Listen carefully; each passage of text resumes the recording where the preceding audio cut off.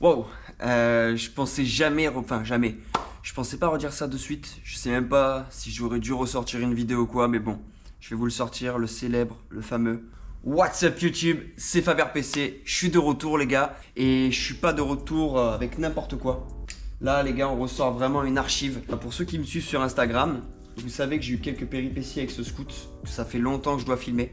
La météo contre nous, la météo contre nous, encore la météo contre nous. Ça y est, on a pu trouver une brèche. Là aujourd'hui il fait beau. C'est le jour J, ça y est, c'est le jour de mon retour sur YouTube. Donc du coup les gars, quand j'ai posté ça sur Instagram, il y en a qui ont des bonnes mémoires, hein. Vous avez cru que c'était la machine de mon frère. Effectivement, mon frère avait un Stuntro. Alors que pas du tout. C'est absolument pas mon scoot, c'est ni celui de mon frère. Et c'est pour ça que je vais vous raconter la belle histoire de ce scooter. Donc là les gars, on remonte vraiment à loin. On remonte carrément dans les années 2011. 2011 les gars. La team RPC, elle existait même pas pour moi. Elle existait déjà avec Greg. Mais moi à l'époque c'était Team Custom 83. Vraiment ça remonte, hein. Et c'est l'époque des meetings. On allait faire des runs avec des machines d'origine, tout ça. Et d'un coup, j'ai rencontré un gars qui s'appelait Frédéric Chabosso. Fred, on l'appelait comme ça. Et c'était le king. C'était le king des préparations dans le Var, dans le 83. Il avait un magasin qui s'appelait Team Derby Mag. Et là-bas, c'était le QG. On se retrouvait tous les soirs là-bas. On allait faire nos petites prépas. Enfin, c'est lui qui faisait les prépas moteurs. Nous, on faisait les parties cycles. C'était ghetto, mais c'était le rendez-vous du soir avec tous les potes à l'ancienne, tu vois. Donc, pour l'histoire de ce scooter, les gars, on va commencer dans l'ordre. C'est la première machine officielle de Scootfast. J'ai bien dit Scootfast. Cette partie cycle, je dis bien partie cycle, a été créée, je vous la montre là, de toute façon vous la verrez plus en détail après. Elle a été créée par Papy, alias Pascal Cambourian, dans les années, je sais plus si c'est 2010 ou 2011. De toute façon, vous avez la photo qui apparaît à l'écran. En fait, c'est vraiment ce qui a amené Scootfast dans la compétition. C'est avec ça qu'ils ont commencé à tout gagner. Donc, c'était Pascal Cambourian et Nicolas Cambourian, son fils, qui pilotaient. Et sur cette version-là, on parle pas du moteur, juste de la cycle. C'était leur moteur à eux après, hein. C'était le petit Flo, à qui je passe un big up. Flo, tu me manques bébé. C'était le petit Flo qui pilotait. Et moi, je l'ai vu à Salbris, si je me trompe pas, à Tenay 2011. Je l'avais vu et j'étais waouh. Bon, il n'était pas cette couleur-là. Il y a la photo qui apparaît à l'écran. On revient en 2011 chez Team Derby Mag. J'arrive à me faire sponsoriser par Fred, donc, qui était le gérant avec Mélanie du magasin Team Derby Mag, basé sur Toulon ou La Valette, je sais plus exactement. C'est entre les deux, on va dire, tu vois. Et avec lui, on commence à faire des runs. On commence à vraiment être très très proche niveau amitié. On joue tous les soirs à la Xbox, tout ça et tout. Et il avait donc un Nitro qui apparaît à l'écran. Et moi, j'avais le booster que vous avez tous connu. Je sais plus si à l'époque il était en MXS ou en Big Evo. Il y a les deux qui apparaissent à l'écran, comme ça au moins vous n'êtes pas perdu, vous savez à peu près dans quelle année on se situe. Moi j'arrive, j'avais un contact chez 50 Rider, je dis vas-y Fred, 50 Rider, sors le Nitro, sors le booster, on va passer dans le magazine et tout. On commence, donc on passe dans les magazines, on fait le premier meeting ensemble. Donc le premier meeting qu'on a fait ensemble, c'était Albi 2011. J'avais déjà fait Scooter Power à Tenay avec Nathan, mon petit frère et quelques collègues et mon père qui m'amenait. J'avais même pas le permis à l'époque, moi en même temps j'avais 17 ans. Et d'un coup, on arrive et il me dit ouais Fab, prépare-toi vendredi, il y a Scootfast qui descend. Comment ça, Pascal Cambourian qui descend avec son fils Nico et tout. Et je dis, ils vont faire quoi? On va faire un meeting de ouf. Et c'est là, gros, tout a commencé là en fait. En mode, c'était des meetings de malades. C'était pas les rassos comme on connaît aujourd'hui où tout le monde va faire de la bike life, cabré, rouler sans casque. Là, on y allait pour faire du run. Je vous mets des photos et des vidéos à l'écran. Il y avait, on avait au moins 500, 600 personnes à cet événement. C'était un truc de ouf. Mais juste avant d'aller là-bas, en fait, je regarde, Fred, il me dit, vas-y, passe au magasin, j'ai un truc à te montrer. Et d'un coup, il me montre ça. Donc là, les gars, on est en 2011, hein. Il me montre ça. Mais je fais, mais gros, mais c'est le truc de Scootfast, je l'ai vu la dernière fois et tout. Il me dit, ouais, bah écoute, j'ai changé la cycle, je sais pas ce qu'ils ont fait avec Pascal Cambourian. Et c'est lui qui a fait le moteur, donc c'est Fred. La cycle a été faite par Pascal Cambourian, donc juste Fred l'a repeint en noir, a collé ses stickers, Team Derby Mag, tout ça. Et le moteur, c'est Fred qui l'avait fait. Fred, c'était un préparateur. Bon, c'était fait, les gars, on va pas se cacher, c'était 2011, c'était fait à la disqueuse et tout, mais il avait ce petit truc en plus qui fait que tout le monde venait chez lui. Tous les vendredis, tous les samedis, Derby Mag, c'était blindé. À l'époque, t'avais la veste Derby Mag, tu faisais partie de la mafia, frère. Si t'avais pas le sticker Team Derby Mag collé sur la machine, tu faisais pas partie de cette secte-là, tu vois. Ça veut dire que ton scoot ou ta derby, elle était pas quittée, tu vois. Et du coup, on a été on va appeler ça le Scootfast Tour, sur notre meeting à nous. C'était la folie et tout. Pascal Cambourian sur la pit bike, Nicolas Cambourian sur la nouvelle version du booster qu'ils ont sorti juste après. Fred là-dessus. Je pourrais pas me rappeler de tout le monde parce qu'il y avait tellement de noms. Mais moi j'avais le booster à l'époque, il y a même des photos qui apparaissent à l'écran où c'est même mon père qui donne le départ et tout. Bref, il l'a eu 2 semaines et malheureusement il n'a pas pu en profiter, il en a profité que 2 fois. Parce que Fred est décédé du coup juste après d'un accident de la route le soir. Lui il grattait les carters, moi je crois que je faisais l'étrier de frein de mon booster. Et du coup il y en a, tout le monde est parti et je sais plus, il a dit qu'il restait du coup pour gratter les carters d'un collègue. Et il est jamais rentré chez lui, il a eu un accident de la route malheureusement. En scooter de tous les jours, hein, pas en truc trafiqué ou quoi. C'était un 125 je crois. Et il est mort sur le coup. Voilà. Donc chacun a fait son histoire après. Du coup Team Derby Mag s'est arrêté, il s'est ouvert Superbike. Enfin, moi je suis parti, j'ai fait mes trucs, après je suis parti vivre à Avignon. Il y a 1 an, quand je suis revenu dans la région, j'ai été un petit peu postulé partout et je suis tombé du coup sur Kawasaki, à La Valette. Et j'ai revu du coup la femme de Frédéric avec qui je m'entendais très bien, qui est maintenant devenue ma patronne. Et du coup maintenant je travaille, ça c'est l'atelier, je suis pas mécano moi les gars. Mais voilà, ça fait 1 an du coup que je suis à Superbike en tant que magasinier vendeur. Donc on est revendeur, enfin j'en parlerai à la fin de tout ça. Mais et du coup j'ai jamais osé lui demander, parce que je suis le seul de toute la clique qui a vraiment continué la discipline du 50. Parce que Fred m'a vraiment mis dans la compète, c'est lui qui m'a appris à faire mes premiers départs. Il ne m'a pas appris la prépa parce que vous savez très bien que moi je suis pas mécanicien, mais parce que Fred en fait il faisait pas que ça. Alors je ne saurais pas vous dire le palmarès qu'il avait, mais il était aussi pilote en Superbike. Il roulait pour l'écurie Kawasaki, il avait un super level. Et voilà, il n'a pas pu profiter de cette machine et j'ai toujours rêvé, mais j'ai jamais osé demander à sa femme, mais juste la ressortir le monstre du placard quoi. Donc à midi on parlait et je me suis dit vas-y je vais lui demander et elle m'a dit oui. Et maintenant on en arrive à là. Bon les gars, je vous cache pas qu'elle est restée plus de 9 ans dans un placard. Quand on l'a ressorti, il y avait 3 cm de poussière, il manquait des pièces, je sais pas réellement ce qui s'est passé. Du coup avec Tom, le mécano, qui est pas là mais que vous verrez tout à l'heure quand on va les rouler, on l'a ressorti, on a tout remis, on a refait le système de durite parce que c'était sèche comme les coups du pape. Et je crois que le mieux, ça n'a même pas été le démarrage, enfin, ce qui m'a fait le plus plaisir, ça n'a même pas été le démarrage, c'est quand on l'a ressorti, qu'on l'a mis devant dans le hall, et ça a été le sourire du coup de sa femme et de ses 2 enfants. Quand ils ont vu cette machine et qu'on lui a dit c'était la machine de ton papa, tu vois. Et je crois que c'est ça qui m'a fait le plus kiffer, hormis le fait que je vais le tester, qu'on l'a déjà démarré et tout, c'est ça qui m'a vraiment fait le plus kiffer. Enfin, c'était un moment un petit peu nostalgique et vraiment cool. Enfin moi vraiment j'ai kiffé, ça m'a vraiment touché. Honnêtement c'est un scooter qui a sa place dans un musée, on va pas se le cacher. Et c'est d'ailleurs ce qu'il va faire dans le musée de Superbike. Mais avant ça les gars, on va aller le tester. On va aller du coup le faire hurler un petit peu parce que je pense qu'il en a grand besoin. Bon les gars, par contre, on est limité par le temps, on fait ça entre midi et 2 parce que j'ai quand même un travail respectif à respecter. Je parle bien quand même. Voilà, ce que j'étais en train de dire, c'est que vous attendez pas à ce que je tire 200 mètres. Déjà de 1, c'est pas ma machine. De 2, ça fait 6 mois que j'ai pas piloté. De 3, j'ai pas envie de la foutre par terre parce que c'est une machine qui... elle est sentimentale pour tout le monde cette machine et encore plus pour d'autres personnes que pour moi. Même si pour moi elle l'est déjà énormément. Donc voilà, et la route, là où on va, ça nous le permet pas je crois. Ouais non c'est de la merde, ouais voilà. Voilà. Donc bon bref, pour vous c'est un claquement de secondes, nous le temps qu'on charge tout ça, et on se retrouve directement à la carrière. C'est la carrière le revest, c'est ça? Ouais, tu peux parler hein. C'est la carrière le revest? T'as envie de parler moi. On se retrouve directement à la carrière. Comme ça fait longtemps les gars que j'ai pas fait de vidéo à cause du Covid, je vous propose une petite intro digne des familles, digne de la team RPC 83, avec une bonne musique épique, pour une bonne vidéo, pour un scoot qu'il mérite. C'est parti.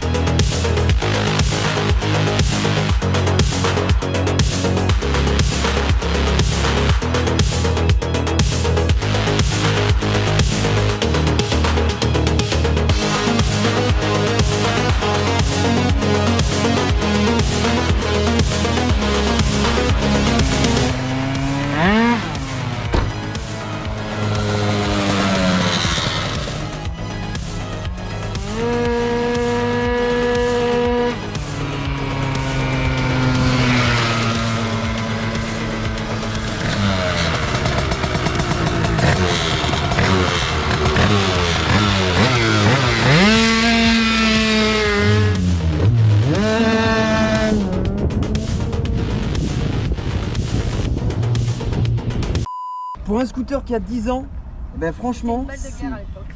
Ça a été carnage. franchement, c'est un missile, c'est un missile. Encore la piste, vous l'avez vu là, elle est pas trop praticable. Il y a vraiment, enfin, nous on y vient souvent à la carrière avec Guillaume, tu vois, et c'est vraiment plein de sable parce qu'il y a les travaux là-bas. Donc faire un départ arrêté, ça va être un peu chaud. Après là, on va le laisser refroidir un petit peu. C'était une prise en main et on va faire chauffer le gomard après, hein. Bon là, du coup, le scoot il a refroidi. J'ai mis la GoPro sur le casque. Je sais que vous êtes friand des on-board et on va partir sur on-board. On va faire chauffer la gomme et The Bee sera la caméra 360 derrière. Allez, c'est parti. Bon, vous avez vu les gars, les petits gants RPC et tout là, ils sont pas beaux, disponibles sur le shop mon pote. Ça c'est la version proto bien sûr, hein. Mais on en parlera à la fin de la vidéo. Attends, il y a de l'eau qui tourne là? Ouais, ça tourne. Vas-y.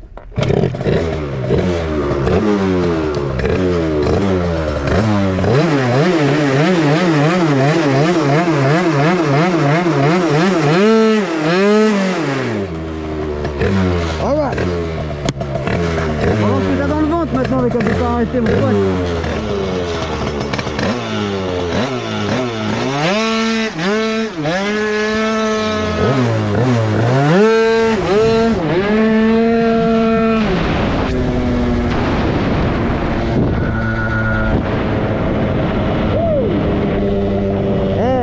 Les gars, je sais pas si vous m'entendez bien, hein. Le scooter, il a 10 ans les gars. C'était Fred que je vous ai parlé au début de la vidéo qui a fait le moteur. Mais les gars, c'était un génie ce mec. C'était un génie. Tu t'imagines, le scooter a 10 ans.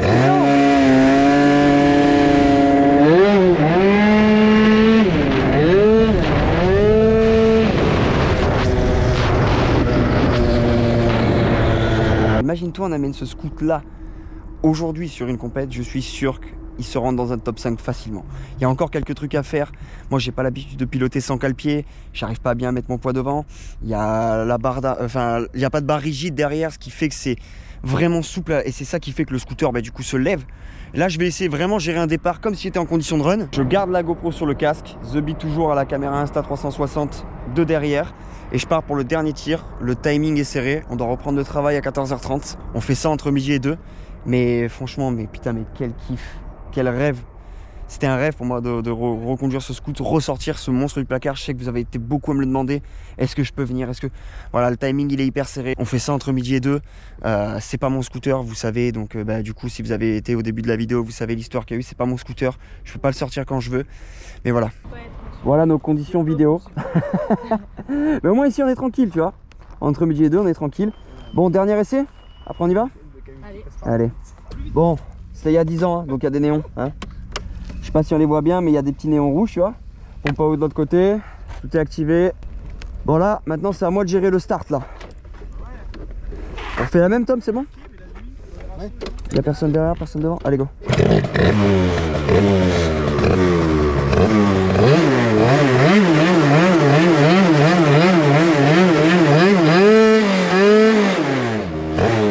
Donc là, c'est à moi de gérer le start. Mets bien ton corps en avant.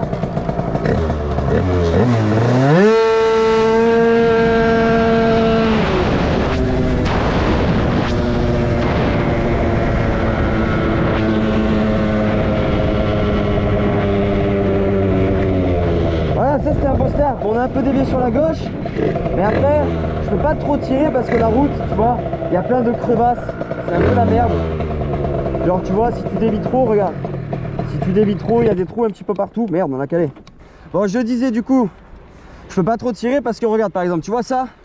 Là, tu rentres là-dedans rigide, tu te butes. Tu vois, tu fais ça direct. Tu te butes net. Putain, j'ai niqué mes blazers. Et là, imagine-toi, c'est pareil, tu vois? On roule sur une route, c'est un peu, tu vois. Donc, faut vraiment faire gaffe, faut éviter les trous, mais. L'essence, c'est quoi? Non, j'ai pas géré la poignée au bout et blablabla. Wow. J'ai laissé un peu traîner les pieds au sol.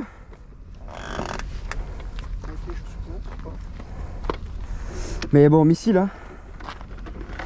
Missile de guerre, hein. Wouh.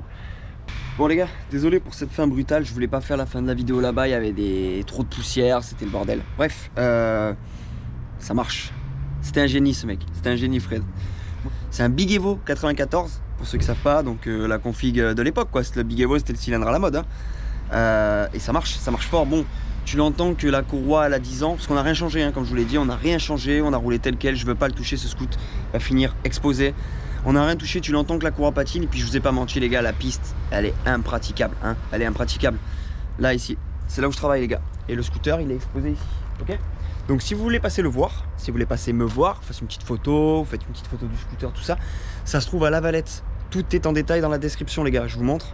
Donc welcome in my house. Donc je parle pas fort, mais c'est ici que je travaille. Le scooter il est juste là. Et là il y a un petit truc sur le scoot, mais on en revient après, hein, on en revient après. Donc pour parler un petit peu de mon taf, je suis vendeur magasinier, donc du coup ici à Superbike. Qu'est-ce qu'on fait à ce magasin? Du coup on vend des 2 roues, ok, 3 roues même. On a pas mal de Vespa, on a aussi de la Riju du 50 jusqu'au 300 2 temps. On a un showroom exclusivement réservé aux 3 roues. On fait également la marque Sim, Peugeot. Là on vient fraîchement de recevoir des motobulites. On a aussi plein de véhicules de démo, d'occasion. On fait aussi des casques, roues, tout ce délire là. On vend aussi des accessoires, ce qui veut dire que tu arrives avec ta carte grise, des marques qu'on revend. On peut te fournir les pièces d'origine. Il nous reste même plein de pièces du coup de 50 homologuées, je précise, homologuées. On ne vend pas de kit en magasin, attention. Il nous reste des faces avant BCD, voilà, des trucs à l'ancienne, mais il y a toujours des carénages, des trucs qui traînent, il y a toujours tout, il y a toujours tout. Donc bon voilà, si vous voulez venir me voir, si vous voulez faire des achats, voir la machine, tout ça, vous pouvez venir me voir du coup ici. Vous avez le lien dans la description. Et voilà, pourquoi pas passer nous voir, faire des petites photos avec la machine, tout ça. Et même si vous avez de pièces, c'est avec grand plaisir que je vous servirai. Bon du coup les gars, pour fêter mon retour sur YouTube, attendez, je vous le remonte vite fait, en ce cas il y a des clients. Tu vois, regarde, je te remonte ça. Ça frère, ça, tu le vois là, ça. On est en rupture de stock sur le site, je vous en ai gardé un. Suite RPC édition rouge les gars. Et je vous le fais gagner, ça se passe sur mon Instagram qui s'affiche juste en bas à gauche, ok. Je vous le fais gagner, suivez-moi sur Instagram les gars, c'est important, je mets beaucoup de teasers, j'annonce souvent mes vidéos. Et puis c'est cool de me suivre les gars, putain, ça fait longtemps que je suis plus là les gars, je suis de retour dans le game, ça y est, pour combien de temps je sais pas, mais en tout cas je suis de retour les gars. Et voilà, j'ai bossé sur le shop, sur tout ça. Les nouveaux articles sont en ligne au moment où vous voyez cette vidéo. Les nouveaux gants que vous avez vu dans la vidéo, ils sont en ligne. J'ai énormément bossé là-dessus. Il y a les t-shirts édition fluo, les stickers édition France que vous attendiez tous depuis un moment les gars. Tout est dispo sur le shop. Le site il apparaît à l'écran, sinon tu as le lien cliquable en description. C'est comme ça que tu peux me soutenir poto, parce qu'il y a énormément de projets qui arrivent. Ça va être du lourd, je sais même pas par où commencer tellement, voilà. Je voudrais remercier déjà Mélanie de m'avoir embauché et de m'avoir du coup permis d'écrire cette histoire et surtout de me faire tester ce scooter. Je voudrais aussi remercier mon équipe, la RPC, qui m'a toujours soutenu, en particulier Zobi et ma copine qui m'aident beaucoup à revenir sur YouTube parce que ça a vraiment pas été simple à cause du Covid. Toutes les compétitions annulées, tout le truc et tout, c'était compliqué. Je voudrais aussi remercier Papy, Pascal Camborian. Je sais qu'on n'est pas des grands amis, hein, même si on a déjà bossé ensemble. Mais voilà, merci de m'avoir permis de citer ton nom et raconter l'histoire de ce scooter. Parce qu'il a quand même une belle histoire et c'est toi qui l'as commencé, hein. Et merci à vous tous les gars de m'avoir soutenu. J'ai reçu de vos messages tous les jours. C'est quand que tu reviens, on reveut des vidéos RPC. Ah ouais, j'allais oublier. Un énorme merci à tous ceux qui viennent me voir et qui me soutiennent sur Twitch les gars. Je suis tous les soirs en stream. Donc t'as mon Twitch qui apparaît à l'écran, sinon t'as le lien cliquable en description.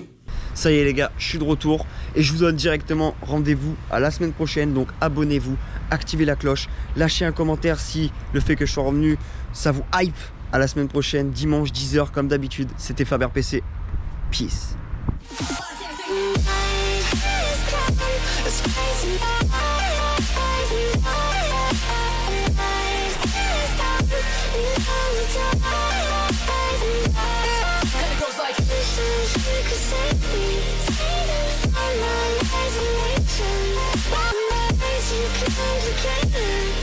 I start these conversations.